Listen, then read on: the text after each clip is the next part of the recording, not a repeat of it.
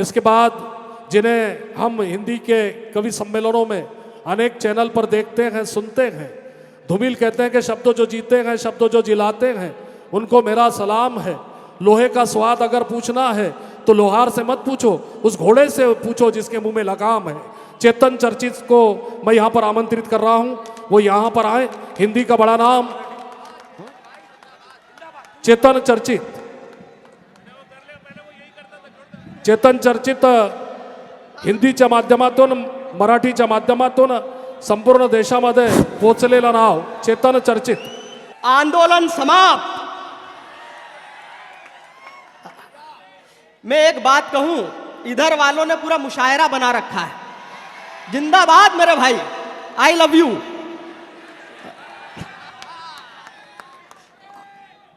बहुत अच्छे, क्या मैं वहीं आ जाऊं क्या? मैं भाई वहां आ गया तो फिर कहीं जा नहीं पाऊंगा। आदाब पूर्णा। मैं ये रोज रात को इधर से इतनी बजे ऐसे ही बोलते हो क्या?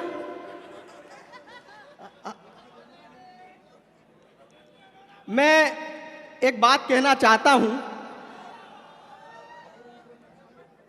मैं शुक्रगुजार हूं हाजी कुरैशी साहब का, जिसने हिंदी के इस बेटे को उर्दू के इस बड़े मंच पर याद किया। वाकई बहुत अच्छा लगा आप लोगों के बीच में आकर के। मन ये कर रहा है कि मैं यहीं का राशन कार्ड बनवा लूं। मेरे आते ही जम्मू भाई कहां गए? जम्मू कश्मीर से लेकर कन्याकुमारी तक ऐसा कन्वीनर नहीं मिला भाई साहब। मैं सच बता रहा हूं, शायरों के, कवियों के पैसे कम कराने में इन्होंने जितनी मेहनत करी है,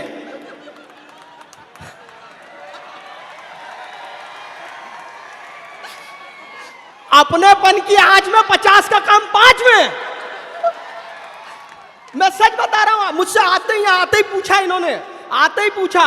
और मैं तो सच बता रहा हूं, मैं बहुत पुराना परिचय है मेरा इनसे। मैं इनके घर गया तो इनके साहबजादे मुझसे मिलने आए, तो मुझसे आते ही बोले, ताऊ जी नमस्ते। क्या बात है, क्या आप मुझे देखिए। और वो मुझसे कह रहे ताऊ जी नमस्ते। पर मुझे क्या लेना देना, अपन नाश्ता करने आए, अपन नाश्ता करो और चलो। मैं चला दिया। 2 दिन बाद मैं वापिस आया तो मेरे से बोल रहा चाचा जी नमस्ते। मैंने कहा संस्कारों में कमी आ रही है, ताऊ जी से चाचा जी हो गए। पर मैं कहा अपने को क्या लेना देना, अपन तो नाश्ता करने आए, नाश्ता करो। और तुम भी आए थे क्या जो चलो?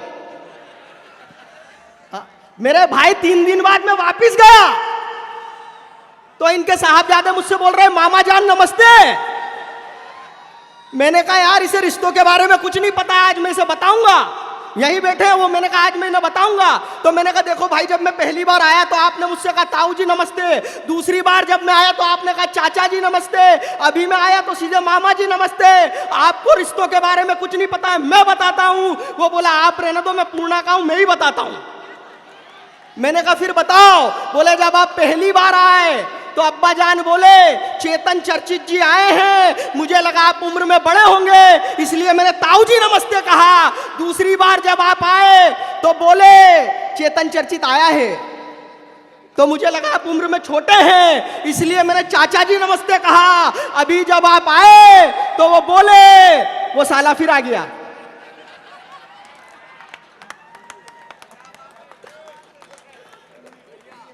मस्ती में आना, एकदम आनंद में आना। मैं आपके मन का कवि हूं, 5-10 मिनट आपके बीच में हूं, पूरी मस्ती से सुनना। पहली बार आपके बीच में आया हूं। मुझसे तो आते, एक तो मैं बता दूं मेरी रेपुटेशन है भाई, यहाँ आते ही मुझसे सईद भाई ने, हमारे कुरैशी जनाब ने, हमारे जम्मू भाई ने, सबने मुझसे आते ही पूछा चेतन ये बताओ तुम्हारे खाने पीने की क्या व्यवस्था करें। मैंने कहा भाई साहब खाना छोड़िए, आप तो पीने की करिए। तो उन्होंने मुझे ऊपर से नीचे तक देखा, बोले तू खुद तो पौवे जैसा है, तेरी क्या पीने की व्यवस्था करें। मैंने 2 पंक्तियों में जवाब दिया, मुझे आगे से लेके पीछे तक, दाएं से लेके बाएं तक पूरी मस्ती चाहिए एक एक व्यक्ति की। बोले तू खुद तो पौवे जैसा, तेरी क्या पीने की व्यवस्था करे? मैंने कहा भाई साहब, अपनी बातों को मैं ऐसे सजा लेता हूं तो पौवा, मगर बोतल का मजा देता हूं। क्या बात है, क्या बात है। अभी भी मुझे मजा नहीं आया, जरा मुझे मजा दे देना। बोले पता क्या मंगाए? मैंने जो मंगा लिया हो, मेरा कॉन्फिडेंस अगर आप लोग समझ जाए तो मुझे एक एक व्यक्ति का ठहाका, तालियां, पूरी मस्ती एक साथ चाहिए। बोले पता क्या मंगाए? मैंने कहा जी मंगाइए Aristocrat, Bagpiper, Contessa, Double Dog, Fun Drop, line drop, Elephant, Godfather, Imperial Blue, Johnnie Walker, Kingfisher, McDonald, Old Monk, Peter Scott, Teacher Scott, Royal Signature, Black Signal, triple X, जैंकी जिंगा।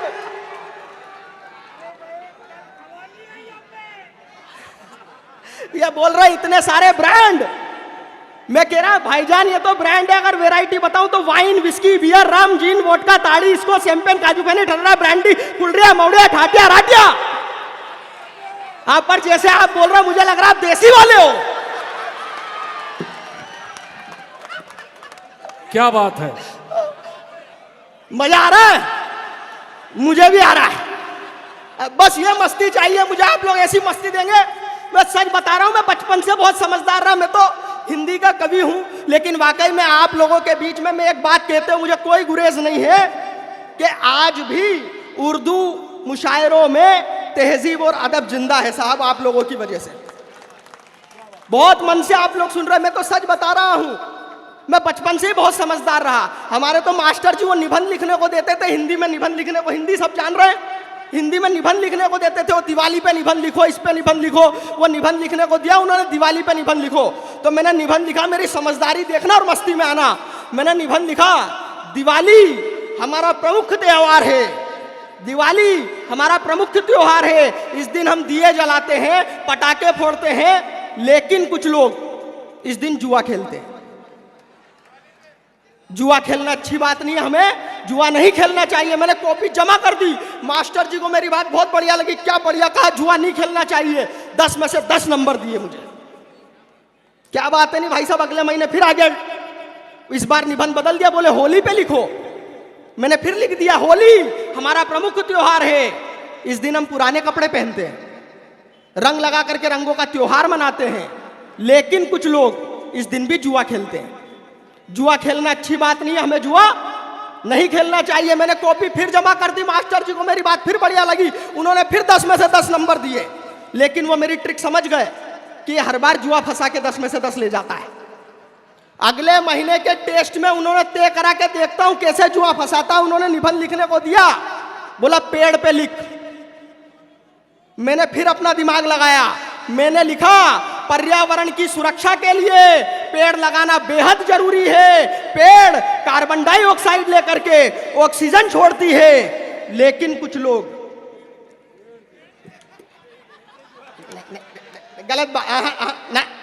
गलत बात भाई साहब, पेड़ के नीचे बैठ के नहीं, ये पूर्णा वाले समझदार लोग हैं। ये पहले पेड़ काटते हैं, उसकी टेबल कुर्सी बनवाते हैं, फिर उसके ऊपर बैठ के। क्या बात है, क्या बात है नहीं, जोरदार ताली बजाते हैं। वाह वाह वाह। मेरे तो बड़े लोग, बढ़िया बढ़िया, मेरे बड़े लोग मुझसे पूछते हैं चेतन क्या आवश्यकता है ये देश भर में जा जा करके कविताएं सुनाने की, मुशायरों में जा जा करके कविताएं सुनाने की, लोगों को हंसाने की, ठहाके लगाने की। मैं एक बात बड़े मन से कहना चाहता हूं साहब, इस महफिल में मैं हास्य का कहकहा जरूर हूं, लेकिन मेरा यह मानना है कि कोई भी फनकार दर्द की दरगाह का दरवेश जरूर होता है। होशमंदी की तहों में बदहवासी देख ले। अगर कुछ शायरी हो जाए, आपका बेटा, अगर आपका अपना बच्चा अगर कुछ अच्छा कह जाए तो आपकी दुआओं से नवाजना मुझे। होशमंदी की तहों में बदहवासी देख ले, तू मेरे मुस्कान के अंदर उदासी देख ले। क्या बात है, क्या बात है। भरपूर दुआएं चाहिए मुझे एक एक व्यक्ति के। होश मंदी की तहों में बदहवासी देख ले, तू मेरे मुस्कान के अंदर उदासी देख ले। एक जर्रा हूं मगर जर्रे की भी औकात है। बेशक एक एक व्यक्ति की दुआएं मांगता हूं कि एक जर्रा हूं मगर जर्रे की भी औकात है। डालकर नजरे इनायत एक जरा सी देख ले। क्या बात है, क्या बात, नजरे इनायत, वाह वाह। आप लोगों का मन मिले, पूछते हैं मुझसे चेतन क्या आवश्यकता है छोटी सी उम्र में यात्रा करने की, तो मैंने कहा कि सब्र के बांध का कड़ा होना पड़ा। बड़े लोग बैठे हैं, हासिम फिरोजाबादी जैसा बड़ा शायर बैठा हुआ है, जिनके बैठने से हम जैसे नए लोग अपने आप को मजबूत महसूस करते हैं। साहब, इसलिए भी एक बात कहना चाहता हूं, हक है। आपको गर्व होना चाहिए अपने शायर पर, अपने महबूब शायर पर, इस बात के लिए कि कभी मुझे तो ध्यान है वो घटना फिरोजाबाद में कुछ बच्चियों को जरूरत लगी, कुछ बदमाश कुछ घटनाएं ऐसी कर रहे थे, तो हासिम भाई अड़ गए और उनसे लड़ गए, जिसके बदले उन पर तेजाब फेंका गया, लेकिन वो फिर भी नहीं रुके। ऐसा आपका अपना महबूब शायर है। जरा एक बार हासिम फिरोजाबादी के लिए जोरदार तालियां बजाइए। मैंने कभी कहा कि सब्र के बांध का कड़ा होना पड़ा, सब्र के बांध का कड़ा होना पड़ा, जिम्मेदारी ली और खड़ा होना पड़ा। सब्र के बांध का कड़ा होना पड़ा। मेरे भाई जागिएगा वापिस से कि सब्र के बांध का कड़ा होना पड़ा, जिम्मेदारी ली और खड़ा होना पड़ा। मजबूरियों ने ऐसे मोड़ पर ला दिया कि वक्त से पहले मुझे बड़ा होना पड़ा। वक्त से पहले मुझे बड़ा होना पड़ा। वाह वाह वाह, क्या बढ़िया सुन रहे हैं आप लोग। आइए, मस्ती में आना, आनंद में आना। मैं तो सच में आपके मन का कवि हूं। मेरे साथ में तो घटनाएं नहीं, दुर्घटनाएं होती है। मैं तो कॉलेज गए तो पीछे से एक आवाज आई, किसका बच्चा खो गया? मम्मी को बोलो बेटा कॉम्प्लेन पिलाए। अच्छा, यहां तक तो फिर भी ठीक था। कुछ लड़कियों ने तो मुझे गोदी में ही उठा लिया मुन्ना मुन्ना के। तो मेरी स्थिति आप लोग बराबर समझ रहे हो। मेरा कहीं कोई मामला नहीं बन रहा था। मैं इंदौर का स्मार्ट व्यक्ति, मेरे घर के सामने से एक समय पे रोज एक लड़की निकलती थी। मैंने लव लेटर लिखा, दिल का पूरा हाल लिख डाला, इन कवियों की कविताएं लिख डाली, और ऐसे घड़ी मुड़ी करके घर के बाहर वो अपने समय पे आई, उठाई और चली गई। मैंने कहा बढ़िया, ये कोई जवाब देगी, लेकिन उसका कोई जवाब नहीं। 3-4 दिन तक ये बात चलती रही। मैं लिखता रहा, फेंकता रहा, वो आती रही, उठाती रही, ले जाती रही, लेकिन उसका कोई जवाब नहीं। तो मेरा दिमाग खराब। मैंने पूरी हिम्मत करी, हिम्मत देखना मेरे भाई, और मस्ती में आना पूरी। मैंने पूरी हिम्मत करी, उसके घर गया। आहा, तो ऐसे बोल रहा हूं जैसे आप भी गए थे मेरे साथ। मैं तो उसके घर गया, तो उसके घर गया, उसके पड़ोसी से पूछी, क्योंकि माँ बाप से पूछने की हिम्मत तो मेरे में भी नहीं थी। मुझे मालूम है कहाँ नुकसान है कहाँ फायदा है। तो मैंने उसके पड़ोसी से पूछी। मैंने कहा भाई साहब, आपके पड़ोस वाली लड़की मेरे घर के सामने से रोज निकलती है, मेरा फेंका हुआ लव लेटर भी उठाती है, ये लेके भी जाती है, कोई जवाब नहीं देती, कारण क्या है? उसने जो कारण बताया, अगर कारण समझ में आ जाए तो एक एक व्यक्ति की फिर मस्ती उठे। मैंने कहा मेरे घर के सामने से रोज निकलती है, मेरा फेंका हुआ लव लेटर भी उठाती है, ये लेके भी जाती है, कोई जवाब नहीं देती, कारण क्या है? बोले चेतन, तू तो बेवकूफ है, वो तेरा कोई लव लेटर नहीं उठाती, वो तो कचरे वाली है, कचरा उठाती है। क्या बात है, क्या बात है। वाह वाह वाह। पूरे इंदौर का कचरा मैंने ऐसे ही साफ करवाया है। कभी मुझे पूर्णा में मौका दो, सब साफ करवा दूंगा। मैं तो सच बता रहा हूं तुम्हें, तुम बहुत बढ़िया हो मेरे भाई।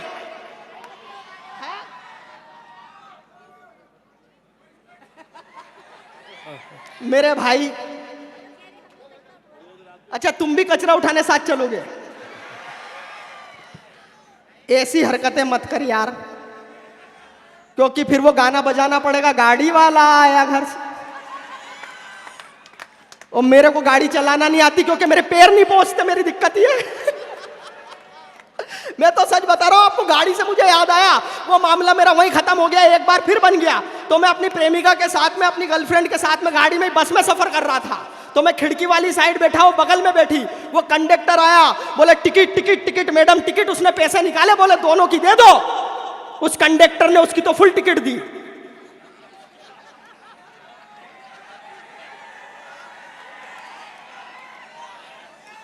मेरी हाफ टिकट। आप लोग यहां हंस रहे, मेरी माजने खराब हो गए वहां। अच्छा, हाफ टिकट तक तो फिर भी ठीक था। कम वक्त जाते जाते ये अलग बोल के गया कि बहन जी, हाफ टिकट पे पूरी सीट नहीं मिलती, अपने बच्चे को गोदी में बिठाइए।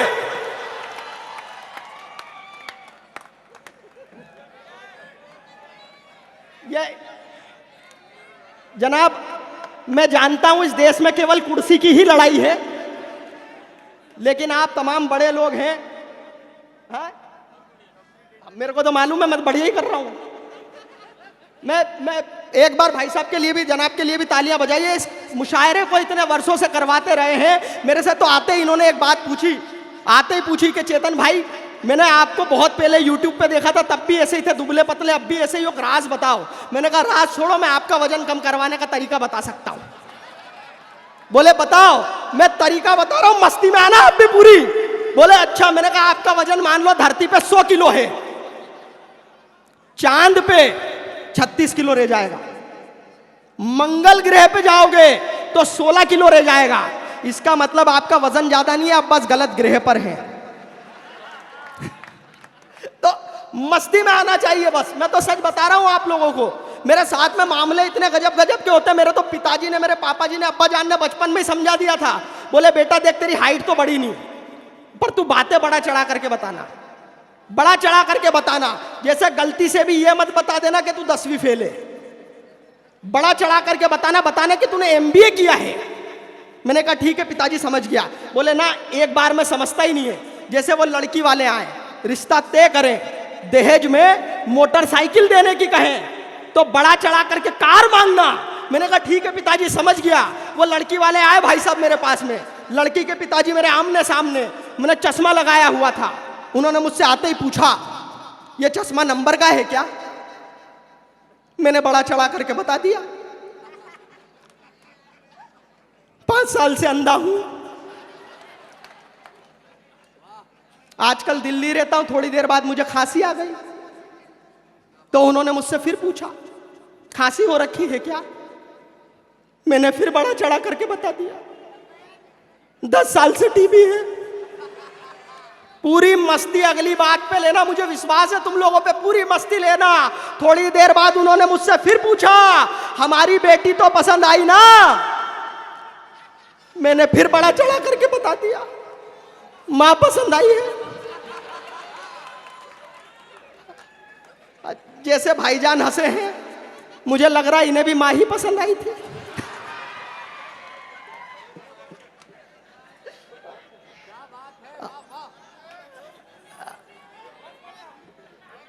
बहुत अच्छे, चर्चित।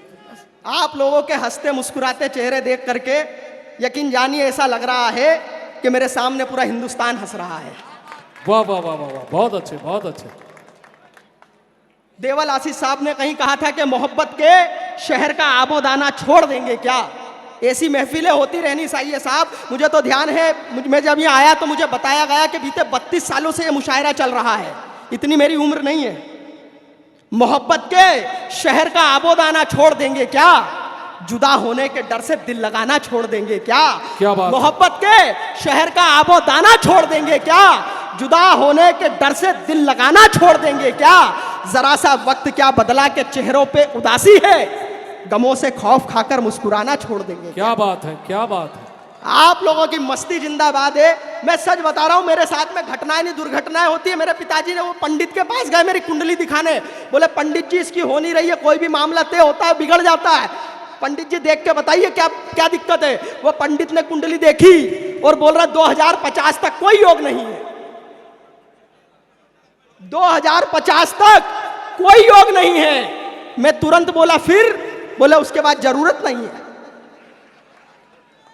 तो मेरा मामला इतना अद्भुत है। एक कविता सुना देता हूं, एक कविता विशेष आप लोगों के लिए। अगर पूरी मस्ती में जरा एक बार आगे से लेकर पीछे तक जोरदार ताली बजाओ तो एक अच्छी कविता आप लोगों के बीच सुना दूं। एक बार एक लड़की मुझे सपरिवार देखने आई। सपरिवार देखने आई, वो लड़की वाले आए मुझे देखने, तो मेरे पिताजी ने कहा जी ये रहा हमारा लड़का, देख लीजिए। उन्होंने मुझे ऊपर से नीचे तक देखा और फिर बोले हमने तो देख लिया, अब किसी अच्छे से डॉक्टर को दिखाओ। तो वो मामला मेरा वहीं खत्म हो गया। मैं सच बता रहा हूं आपको, एक बार एक लड़की मुझे सपरिवार देखने आई, साथ में अपनी कमाऊ मां और गृहिणी पिता को लाई। मैं उल्टा सुना रहा हूं, आप लोग सीधा सीधा सुनना, क्योंकि समय की अपनी सीमाएं हैं। हमें भाईजान मेरा निवेदन है, केवल 5 मिनट आप लोग आपस में बात मत करो। वो मुझे ध्यान है, कोर्ट की कार्रवाई चल रही थी, जज साहब को फैसला सुनाना था। वहां ऐसे 2 महिलाएं आपस में बात कर रही थी। जिससे जज साहब को डिस्टर्ब हुआ तो उन्होंने जिसे सजा सुनानी थी उसको नहीं सुनाई, उन दोनों महिलाओं को सुना दी। बोले दोनों को 10 साल की जेल। दोनों 10 साल तक जेल में रही, एक ही बैरिक में रही। 10 साल बाद जब दोनों महिलाएं जेल से बाहर निकली तो पहली महिला ने दूसरी से कहा, बहन बाकी बातें हम घर जाके फोन पे कर लेंगे। तो आप लोग भी जो बातें कर रहे हैं बाकी बातें घर जाके फोन पे कर लेना, केवल मस्ती के साथ में एक कविता सुन लो। एक बार एक लड़की मुझे सपरिवार देखने आई, साथ में अपनी कमाऊ माँ और गृहिणी पिता को लाई। मैं किचन में मेहमानों के लिए चाय गरमा रहा था। उल्टा सुना रहा हूं, सीधा सीधा समझना। मैं किचन में मेहमानों के लिए चाय गरमा रहा था और खिड़की से लड़की को देख देख शर्मा रहा था। लड़की वाले मेरा कद ऊपर से नीचे तक नाप रहे थे। चाय की ट्रे ले जाते समय मेरे हाथ कांप रहे थे। लड़की की माँ चाय की चुस्की लेते हुए बोली, बेटा खाना बना लेते हो ना? पिताजी ने अपने मतलब का सवाल पूछा, झाड़ू पोछा तो लगा लेते हो ना? जवाब में हमारे पिताजी बोले, हमारा बेटा सर्वगुण संपन्न है, उसे सब कुछ आता है, बिल्कुल बेल जैसा एकदम सीधा साधा है। लड़की वालों ने थोड़ा थोड़ा और हमने भरपेट नाश्ता किया। फिर मुझे लड़की के साथ अकेले में बात करने का मौका दिया। तुम तो ऐसे खुश हो रहे हो जैसे तुम्हें भी दिया था। वो हम दोनों को भेज दिया भाई अकेले में बात करने के लिए कमरे में। 10 मिनट तक पिन ड्रॉप साइलेंट, ना मैं कुछ बोला ना वो कुछ बोली। फिर 10 मिनट बाद हिम्मत करके मैं ही बोला, बहन आप कितने भाई बहन हैं? फिर वो बोली, अब तक तो 2 थे। अब जोरदार ताली होनी चाहिए। 1 मिनट की कविता बची। अगर आप लोगों का मन हो तो केवल 1 मिनट शेष आप लोगों के बीच में जोरदार ताली बजा दीजिए एक बार। हम दोनों को अकेले में बात करने का मौका दिया। लड़की का जैसे जैसे सवाल मेरी तरफ आ रहा था, मैं शर्माते हुए शर्ट की कॉलर चबा रहा था। हम दोनों अपने भविष्य का ख्वाब बुन रहे थे। उधर घर वाले चुपके से हमारी बात सुन रहे थे। वो बोलती जा रही थी। मैंने अपना मुंह बंद कर लिया। कुछ इस तरह हम दोनों ने एक दूसरे को पसंद कर लिया। फिर बाहर ये न्यूज ब्रेकिंग न्यूज की तरह ले आए, जिसे सुनते ही हम दोनों के घर वाले मुस्काए। चटमंगनी पट ब्याह की बात आई तो लड़की की माँ ने थोड़ा रुको की आवाज लगाई, बोली हमारी बेटी सरकारी अफसर है, लाख रुपया महीना कमाती है, ऊपर से ऊपर की कमाई भी आती है। अब आप लोग बताइए ये रिश्ता कैसे निभाएंगे? हमारी बेटी बहुत कीमती है, कितना दहेज दे पाएंगे? हमारी बेटी बहुत कीमती है, कितना दहेज दे पाएंगे? इस देश की बड़ी विसंगति पर आपका बेटा अगर कोई बड़ा प्रहार कर दे तो एक एक व्यक्ति की विदाई की तालियां चाहूंगा। हमारी बेटी बहुत कीमती है, कितना दहेज दे पाएंगे? हमें तो चाहिए बड़ा सा बंगला, लग्जरी कार, मंजूर हो तो हाँ करूं वरना सब बात बेकार। मेरे गरीब पिता बेबस और लाचार कहां से दे पाते बंगला और कार? लड़की वालों के सामने हाथ जोड़कर बोले, हम दहेज नहीं दे पाएंगे। इस दहेज की आग में अपने बेटे को नहीं जलाएंगे। अपमान के इस घूंट से मेरा हृदय तक रो रहा था। मैं सर से लेकर पांव तक पसीने पसीने हो रहा था। तभी मेरी नींद टूटी। कुछ लोगों के ठहाके फूटे, लेकिन अगली पंक्ति, अगली लाइन अगर इस ठहाके को संवेदना में बदल दे तो मुझे एक एक व्यक्ति की विदाई की तालियां चाहिए। तभी मेरी नींद टूटी तो खुद को बिस्तर पर पाया। इस भयानक सपने ने मुझे सारी रात जगाया। आज मेरा मन दहेज के दानव का दिया हर दर्द मानता है। बेटी के बाप पर क्या बीतती है बस उसका दिल जानता है। क्या बात है, क्या बात है। बहुत बहुत आभार, बहुत शुक्रिया। चेतन चर्चित को आपने बड़ी बगौर सुना।